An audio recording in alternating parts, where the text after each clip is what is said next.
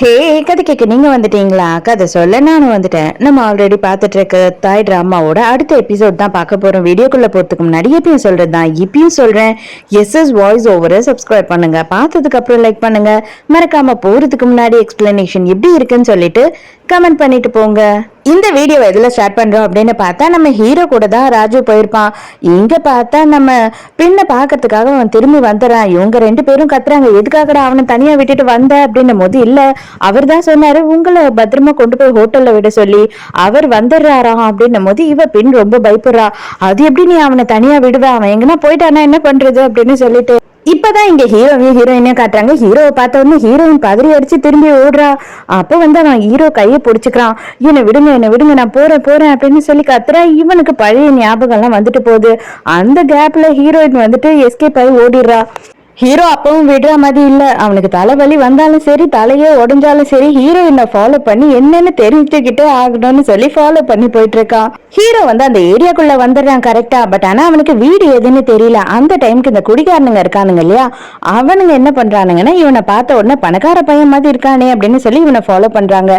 இவனும் தற்செயலா என்ன பண்றான் அப்படின்னு பார்த்தா நம்ம ஹீரோயினோட அடையாளம் எல்லாம் சொல்லி ஹீரோயினோட அட்ரஸை கேட்கறான்.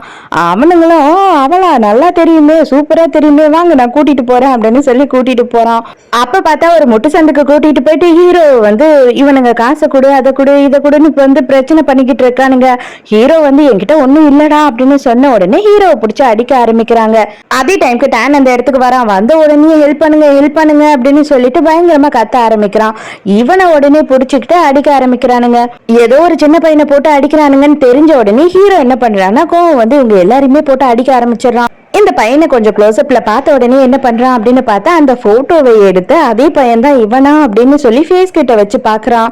பார்த்தா அதே மாதிரி அவன் சிரிச்சுக்கிட்டு இருக்கான். உடனே இவனும் இந்த குட்டி பையன் கிட்டே பேசிக்கிட்டே, நான் உங்க அம்மாவோட ஃப்ரெண்டு தான்டா, உங்க அம்மாவை தான் தேடி வந்தேன், அவங்களோட நம்பரை மிஸ் பண்ணிட்டேன் அப்படி இப்படின்னு கதை பேசிக்கிட்டே வந்துடுறான். அப்போ அதே நேரத்துக்கு இவனுங்க ரெண்டு பேருமே பயங்கர க்ளோஸ் ஆயிடுறாங்க, பயங்கர ஃப்ரெண்ட்ஸ் ஆயிடுறாங்க. ஹீரோக்குமே இந்த குட்டி பையன் பேசுறது பழகிறதெல்லாம் பார்க்கும்போது ரொம்ப பிடிக்குது. உடனே இவன் என்ன சொல்றானா, வாங்க நான் என்னோட ஸ்கூலை சுத்தி காட்டுறேன், அதுக்கப்புறம் இந்த ஏரியாவை சுத்தி காட்டுறேன் அப்படின்னு சொல்லிட்டு இருக்கிற எல்லா இடத்தையும் சுத்தி காட்டுறான்.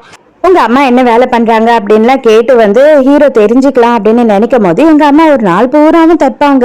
அவங்க கையில எல்லாம் குத்திட்டு ரத்தமா வரும். அவங்க பாவம் ரொம்ப கஷ்டப்படுறாங்க தெரியுமா. எனக்கு அவங்களுக்கு சொப்பு சாமான் வாங்கி தர்றதுக்கு கூட காசு கிடையாது. நான் இருந்தாலும் செம்ம ஜாலியா என்ஜாய் பண்ணுவேன். நான் ஊரையே சுத்தி வருவேன். எனக்கு ஃப்ரீயா எக்கச்சக்கமா டாய்ஸ் கிடைக்கும். உனக்கு வேணுமா, நான் தரவா அப்படின்னு சொல்லிட்டு கூட்டிட்டு போறான். அங்க பார்த்தா இந்த வேணான்றதெல்லாம் தூக்கி போடுவாங்க இல்லையா, அந்த மாதிரி ஒரு இடத்துக்கு கூட்டிட்டு போய் காட்டுறான். இங்க பாத்தீங்கன்னா நிறைய டாய்ஸ் இருக்கும், அதெல்லாம் நான் எடுத்து வச்சு வாஷ் பண்ணி தான் விளையாடுவேன் அப்படின்னு சொல்றான்.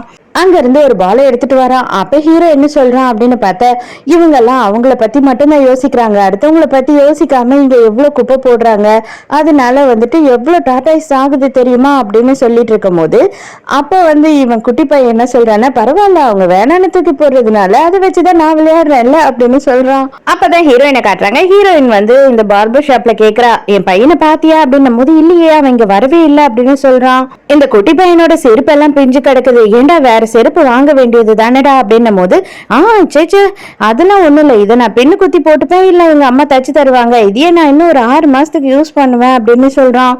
உங்க அம்மா உன்னை ரொம்ப நல்லபடியா ரொம்ப புரிஞ்சுக்கிற குழந்தையா வளர்ந்துருக்காங்க, நான் உங்க அம்மாவை பாக்கணும் அப்படின்னு உடனே வாங்கல வீட்டுக்கு போலாம் அப்படின்னு சொல்லி வீட்டுக்கே கூட்டிட்டு போயிடுறான். அப்ப மெங்க இருக்கா இல்லையா, அவளை காட்டுறாங்க. அவளை என்ன பண்றாங்க அப்படின்னு பார்த்தா ஒரு குரூப் பிடிச்சு வச்சு அவளோட இஷ்டம் இல்லாமையே அவளை வீடியோ எடுக்கிறதுக்காக பாக்குறாங்க. உன்னை சீக்கிரமா பாப்புலர் ஆக்குறேன், உனக்கு என்ன பிரச்சனை, காசும் கொடுக்குறேன், பாப்புலாரிட்டியும் வாங்கி தரேன் அப்படின்னு சொல்லிட்டு இருக்கானுங்க. அப்ப அங்க ஹீரோயின் என்ன பண்ற அப்படின்னு பார்த்தா இவங்க எல்லாரையும் பிடிச்ச அடின்னு அடிக்க ஆரம்பிச்சிடுறா. அங்க இருந்து சண்டை போட்டு ஏமாத்தி எப்படியோ வெளியில வந்துடுறாளுங்க. வந்த உடனே ஹீரோயின் என்ன கேக்குறானா, எதுக்காக இந்த மாதிரி ரிஸ்கான ஜாப செய்யணும் அப்படின்னு கேட்கும் போது, ஜாப்ல எல்லா ஜாப்லயும் தான் ரிஸ்க் இருக்கு, நீ வேணும்னு சொல்லு, நான் உனக்கு வேலை வாங்கி தரேன் அப்படின்னு சொல்லி மெங் சொல்றா. எனக்கு இந்த வேலை எல்லாம் வேணாம், நான் உன்னையே செய்யாதன்னு சொல்றேன், நீ என்னன்னா எனக்கு வாங்கி தர போறியா அப்படின்னு ஹீரோயின் திட்டுறா. ஹீரோயின் வீட்டுக்கு வந்து பார்த்தா அவங்க பையனை காணும். இவன் எங்கதான் போனா, எந்த நேரம் ஊர் சுத்திக்கிட்டு இருக்கானா அப்படின்னு சொல்லிட்டு கொச்சை எடுத்துக்கிட்டு உள்ள போறா. பார்த்தா ஒரு பெரிய உருவம் போர்வை பொத்திக்கிட்டு தூங்கிட்டு இருக்கு. யாரா அது இங்க வந்து தூங்குறது அப்படின்னு பயந்துகிட்டே போய் பாக்குறா.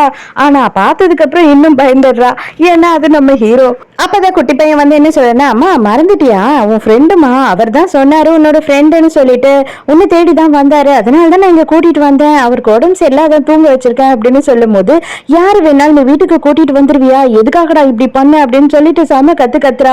ரொம்ப ஃபீல் பண்ணிக்கிட்டே ஹீரோவோட பக்கத்துல உட்காந்து அழுதுகிட்டே இருக்கா. இவன் என்ன பண்றான்னா தூக்க கலக்கத்திலேயே அவளோட கையை பிடிச்சி நெஞ்சில வச்சுக்கிறான். அதுக்கப்புறம் மறுபடியும் வந்துட்டு என்ன சொல்றா பையன் கிட்ட அப்படின்னா, இதை பாரு, உன்னோட ஃபுல் நேம் சொல்லக்கூடாது, உன் அப்பா பேரையும் சொல்லக்கூடாது, உன்னோட தாத்தா பேரையும் சொல்லக்கூடாது, புரியுதா, இந்த 3 பேரையும் நீ அவன் எதிர்க்க யூஸ் பண்ணவே கூடாது, உன் பேர் என்னன்னு கேட்டா வெறும் டர்ன் மட்டும் தான் சொல்லணும் அப்படின்னு சொல்லும் போது, அம்மா அவரும் உன்னோட ஃப்ரெண்டு தானம்மா, எதுக்காக வந்துட்டு நீ இப்படி பொய் சொல்லணும்ன்ற அப்படின்னு கேக்குறான். யாரா இருந்தாலும் சரி நீ வந்து அவர்கிட்ட இதை சொல்லவே கூடாது அப்படின்னு சொல்லி ரொம்ப ஸ்ட்ரிக்டா சொல்றா. இந்த பையனுமே ப்ராமிஸ் பண்றான். இங்க அதே நேரத்துக்கு பின்ன காட்டுறாங்க, நம்ம ஹீரோ இன்னும் வரல அப்படின்ன உடனே அவ பயந்து ஐயோ எங்கேயோ போயிட்டுமா, யார் கூடயோ போயிட்டு இருப்பான் அப்படின்னு சொல்லி கதறி அழுதுகிட்டு இருக்கா. இவன் ராஜு எங்க போனான்னு தெரியல, இன்னும் வரவே இல்லை அப்படின்னு சொல்லி இவன் சொல்லும் போது இவனை பிடிச்சி திட்டுறாங்க. இப்பதான் ஹீரோ வந்து எழுந்து வரான். எழுந்து வந்த உடனே தயவு செஞ்சு நான் மன்னிச்சிருங்க, நான் உங்களை பார்க்கலான்னு தான் வந்தேன், பட் ஆனா வந்து எனக்கு இங்க ஒரு மாதிரி ஆயிடுச்சா, அதனால கொஞ்ச நேரம் படுத்துட்டேன் அப்படின்னு சொல்றான். அதுக்கப்புறம் உடனே இவளோட போனை எடுத்து கொடுத்து, ஹாஸ்பிட்டல்ல நான் உங்க போனை கொடுக்கறதுக்காக தான் வந்தேன், பட் நீங்க தான் பயந்து ஓடிட்டீங்க அப்படின்னும் போது, நீங்க சடனா அப்படி பிடிச்சி என்ன துரத்தும் போது எனக்கு பயம் ஆயிடுச்சு அப்படின்னு சொல்றா.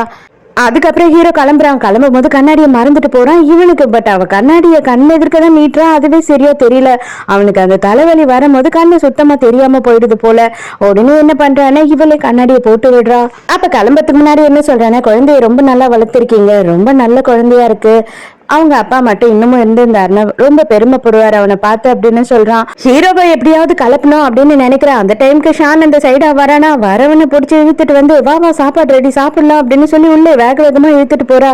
ஹீரோக்கும் ஒன்னும் புரியல, ஷானுக்கும் ஒன்னும் புரியல. அப்ப உடனே இவனை உள்ள கூட்டிட்டு வந்துட்டு என்ன சொல்றா அப்படின்னா, இல்ல அவர் யாரோ தெரிஞ்சவர் தான், பட் ஆனா விடாம பேசிக்கிட்டே இருக்காரா, அதனாலதான் நான் கொஞ்சம் அவரை அவாய்ட் பண்றதுக்காக உன்னை இப்படி பண்ணேன், நீ கிளம்பு, பாக்குறவங்க யாருன்னா தப்பா நினைச்சுப்பாங்க அப்படின்னு சொல்லி உடனே இவனையும் அனுப்பி வச்சிடறா.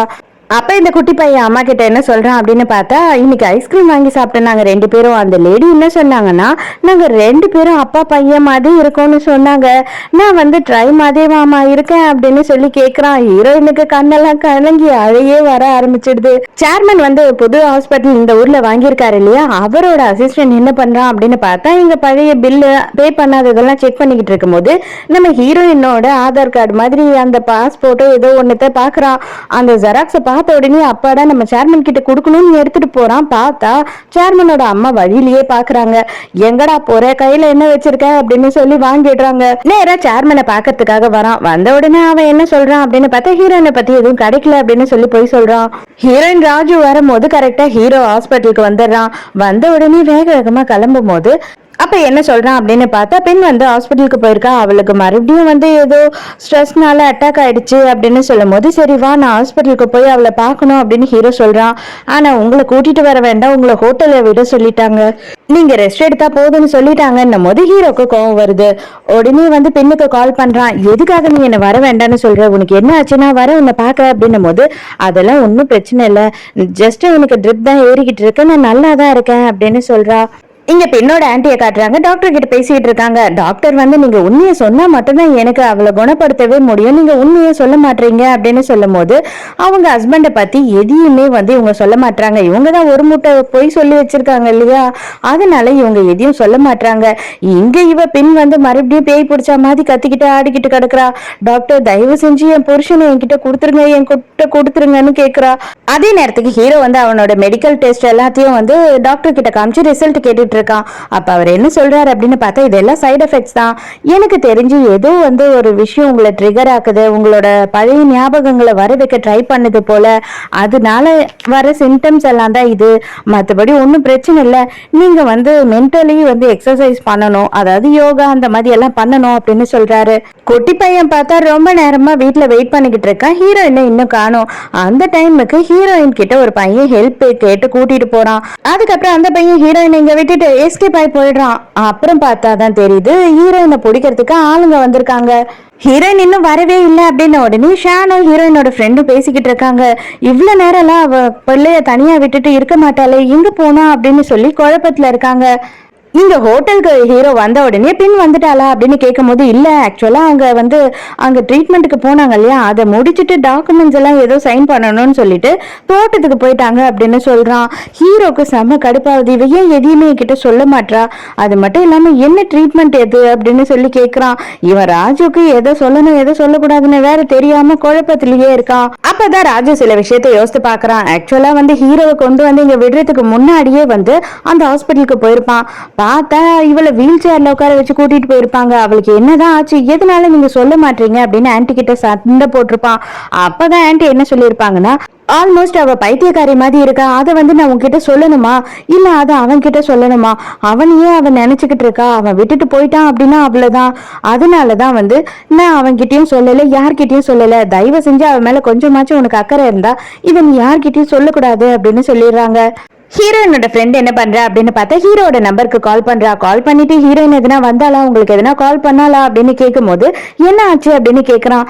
அப்பதான் இன்னும் வீட்டுக்கு வரல, உங்ககிட்ட எதனா வேலை விஷயமா வந்தாளா அப்படின்னு கேட்கதான் கால் பண்ண அப்படின்னு சொல்லிடுறா. ஹீரோயினை யாரு தான் கிட்னாப் பண்ணது அப்படின்னு பார்த்தாதான் தெரியுது, நம்ம மிங்க காப்பாத்துறதுக்காக எல்லாரையும் அடிச்சா இல்லையா, அதனால அவங்க தான் கோவத்துல கிட்னாப் பண்ணிருக்காங்க. அதே நேரத்துக்கு ஷான் என்ன பண்றான் அப்படின்னு பார்த்தா நம்ம மிங்கோட வீட்டாண்ட நின்னுக்கிட்டு நீ ஹீரோயினை பாத்தியா அப்படின்னு கதவு தட்டி தட்டி கேட்டுக்கிட்டே இருக்கான். இவ உள்ள உட்காந்து அழுதுகிட்டு இருக்காளே தவிர எந்த குரலும் கொடுக்க மாட்டா. கிட்னாப் பண்ணவனுங்க ரெண்டு பேரும் ஹீரோயினோட மொபைலை யார் எடுத்துக்கிறது அப்படின்னு சண்டை போட்டுட்டே இருக்கானுங்க. ரோட்ல போய் விழுது மொபைல். அப்ப பார்த்தா ஹீரோ நடந்து வந்துகிட்டு இருக்கான். இவனுக்கு தான் ஹீரோயினோட மொபைல் நல்லாவே தெரியும் இல்லையா, இந்த மொபைல் எங்க கிடைச்சது அப்படின்னு கேட்கும் போது இது எங்களது தான், உனக்கு என்ன பிரச்சனை அப்படின்னு சொல்றானுங்க. இது என் ஃப்ரெண்டோட மொபைல் தான், எனக்கு நல்லாவே தெரியும் அப்படின்னு சொல்றான். ஹீரோயினை கட்டாயப்படுத்தி இங்க பணம் வாங்கின மாதிரி பத்திரத்துல கையெழுத்து வாங்கிட்டு இருக்கானுங்க. ஆனா ஹீரோயின் சும்மாவா இருப்பா, அவன் கையிலேயே பெண்ணு வச்சு குத்திடுறா, ஒரே அட்டகாசம் பண்ணிக்கிட்டு இருக்கா. சவுண்ட் கேட்ட உடனே அந்த வெளியில பேசிட்டு இருந்தவனுங்க உள்ள வந்துடுறானுங்க. பின்னாடியே ஹீரோ உள்ள கேள்வி மேல கேள்வி கேட்டுக்கிட்டே இருக்கான். மரியாதையா நீ வெளியில போறியா இல்ல உன்னை அடிச்சு துரத்துட்டுமா அப்படின்னும் போது ஹீரோயின் கத்த ஆரம்பிச்சிடறா, ஹெல்ப் பண்ணுங்க அப்படின்னு சொல்லி. அப்பவும் ஹீரோக்கு கொஞ்சம் பழைய ஞாபகங்கள்லாம் வருது. அதுக்கப்புறம் சொல்லவா வேணும், ஹீரோ பாட்டு பூந்து விளையாட ஆரம்பிச்சிடறான், எல்லாரையும் அடிக்க ஆரம்பிச்சிடறான். ஒரு வழியா அங்க இருந்து ஹீரோயினை காப்பாத்தி வெளியில கூட்டிட்டு போறான். இவங்க ரெண்டு பேருமே என்ன பண்றாங்க அப்படின்னு பார்த்தா ஒரு படகு கிடக்கு, அந்த படகுக்குள்ள போய் அடியில படுத்துக்கிறாங்க. இவனுங்களும் ஃபாலோ பண்ணி தேடி வந்துடுறாங்க. இப்போ ஹீரோ என்ன கேக்குறான்னா, உண்மையாவே சொல்லு, உனக்கு எனக்கு ஒருத்தர் தெரியுமா தெரியாதா அப்படின்னு சொல்றான். ஹீரோயினா வாயே திறக்காம சைலண்டா இருக்கா. சடனா கொஞ்ச நேரத்துல இவனுக்கு என்ன தோணுச்சுன்னு தெரியல, ஹீரோயினை கிஸ் பண்ற மாதிரி போயிடுறான். என்ன நீ பண்ற அப்படின்னு உடனே அவனுங்க எல்லாம் போயிட்டானுங்கன்னு சொல்லி ரெண்டு பேரும் எழுந்து வெளியில போறாங்க. கரெக்டா அவங்க ரெண்டு பேரும் வெளியில போறதுக்கும் அந்த ஆளுங்க சுத்து போடுறதுக்கும் சரியா இருக்கு. அப்ப அவன் வரவன் கன் எடுத்துக்கிட்டு தான் வரான். உன்னை சும்மாவே விட மாட்டேன், நீ எல்லாத்தையும் நாசம் பண்ணிட்ட அப்படின்னு சொல்லி ஹீரோயினை சுடுறதுக்கு போறான். அப்ப கரெக்டா ஹீரோ பால் அப்படின்னு கத்திக்கிட்டே ஹீரோயினை கட்டி பிடிக்கிறான். சோ இதோடய இந்த எபிசோட் முடியுது. இந்த எபிசோட் உங்களுக்கு பிடிச்சிருந்ததா, என்னோட எக்ஸ்பிளனேஷன் பிடிச்சிருந்ததான்னு சொல்லிட்டு மறக்காம எனக்கு கமெண்ட்ல சொல்லுங்க. சோ நாளைக்கு மறக்காம கதை கேட்க வந்துருங்க, நானும் மறக்காம கதை சொல்ல வந்துடுறேன். பாய்.